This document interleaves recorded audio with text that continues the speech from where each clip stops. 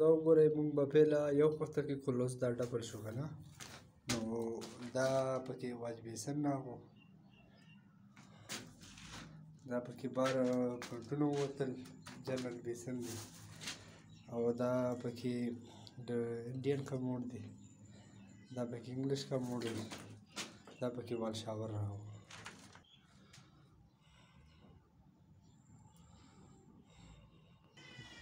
دا هغه بار بیسن دی، دا درې لاینه راوختې، یو د لاندني چت دی، یو ګرم دی، بل یخ دی.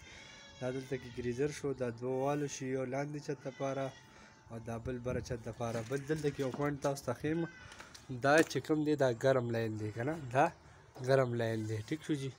نو دلته کې اکثر له مونږه البو واچو، مونږ دلته کې البو واچو، بس دا ختم کړو.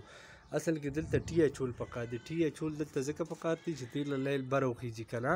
نو که دلته سبا تاسو ګریزر ولګوئ نو دلته سیفټي وال ضرورت نه وي، دا هوا پیپ په بره ټینکۍ سره وتې وي. دا هغه ټینکۍ لاین دی، دا منځ کې چې کوم پیپ دی دا د ګریزر ګرم هوا پیپ دپاره دی. دا یو چې دی دا دوه یخ دي.